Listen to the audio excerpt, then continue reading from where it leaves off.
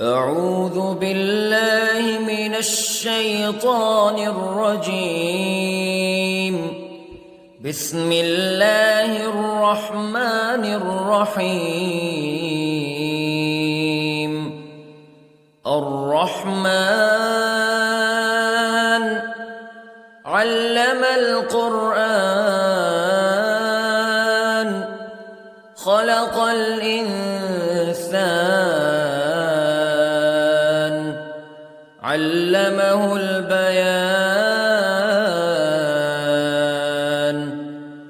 الشمس والقمر بحسبان والنجم والشجر يسجدان والسماء رفعها ووضع الميزان ألا تطغوا في الميزان وأقيموا الوزن بالقسط ولا تخسروا الميزان. والأرض وضعها للأنام فيها فاكهة والنخل ذات الأكمام والحب ذو العصف والريحان فبأي آلاء ربكما تكذبان. خلق الإنسان من صلصال كالفخار وخلق الجان من مارج من نار فبأي آلاء ربكما تكذبان. رب المشرقين ورب المغربين فبأي آلاء ربكما تكذبان. مرج البحرين يلتقيان بينهما برزخ لا يبغيان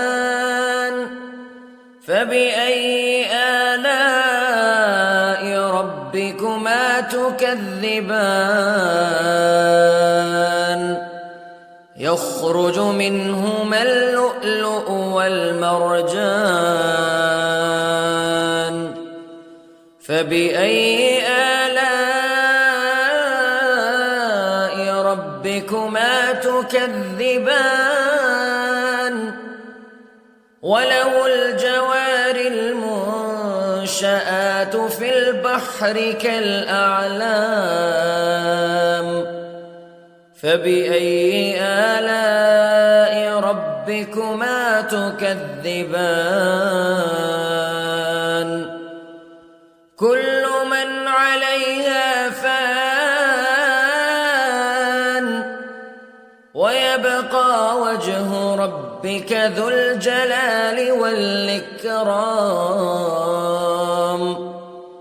فبأي آلاء ربكما تكذبان. يسأله من في السماوات والأرض كل يوم هو في شأن فبأي آلاء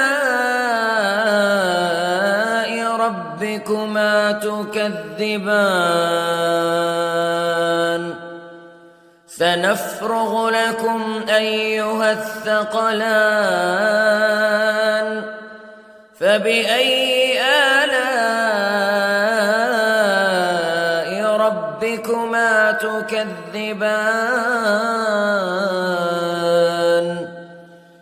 يا معشر الجن والإنس استطعتم أن تنفذوا من أقطار السماوات والأرض فانفذوا لا تنفذون إلا بسلطان فبأي آلاء ربكما تكذبان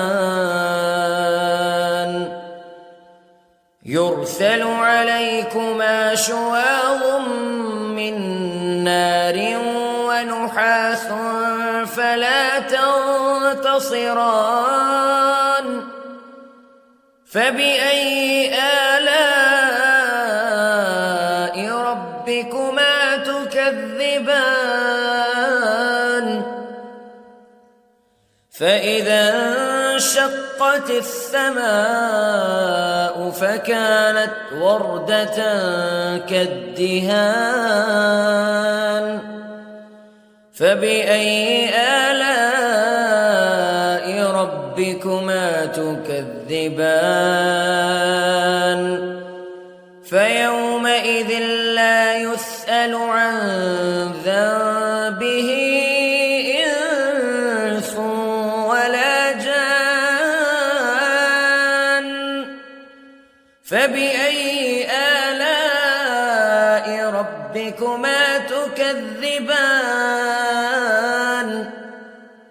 يعرف المجرمون بسيماهم فيؤخذ بالنواصي والأقدام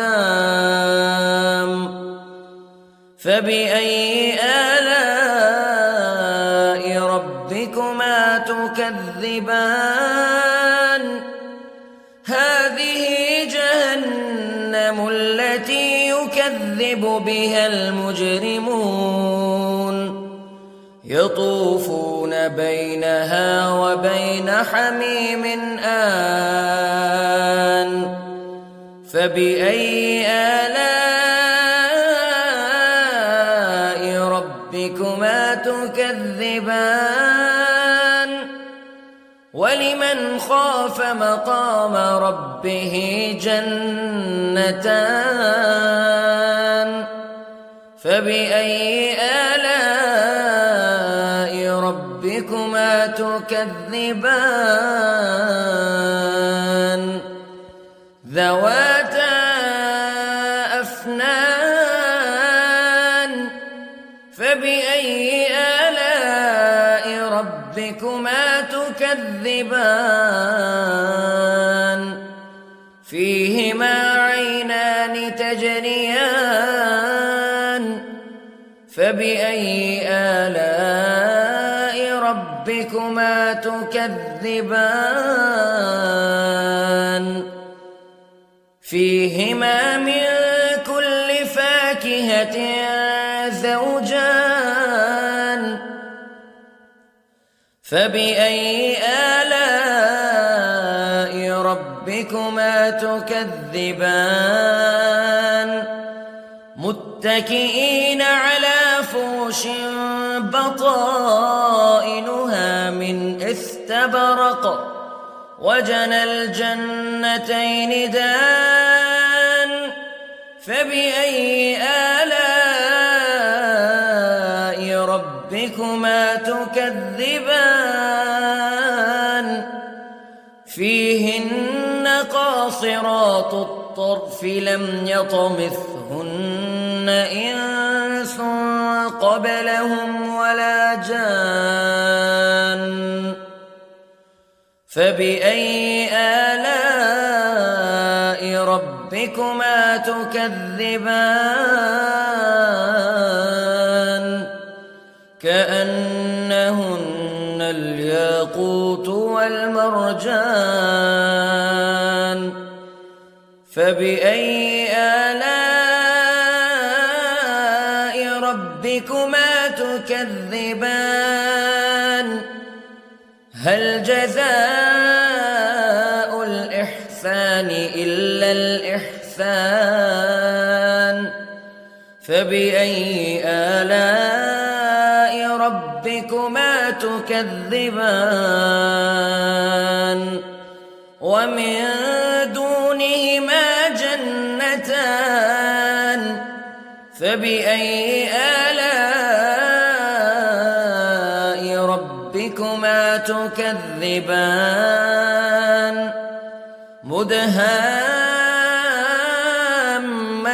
مدهامتان فبأي آلاء ربكما تكذبان فيهما عينان نضاختان فبأي آلاء ربكما تكذبان فيهما فاكهة ونخل ورمان فبأي آلاء ربكما تكذبان فيهن خيرات حسان فبأي آلاء ربكما تكذبان حور مقصورات في الخيام فبأي آلاء ربكما تكذبان لم يطمثهن إنس قبلهم ولا جان فبأي آلاء ربكما تكذبان متكئين على رفرف خضر وعبقري حسان فبأي آلاء ربكما تكذبان تبارك اسم ربك ذي الجلال والإكرام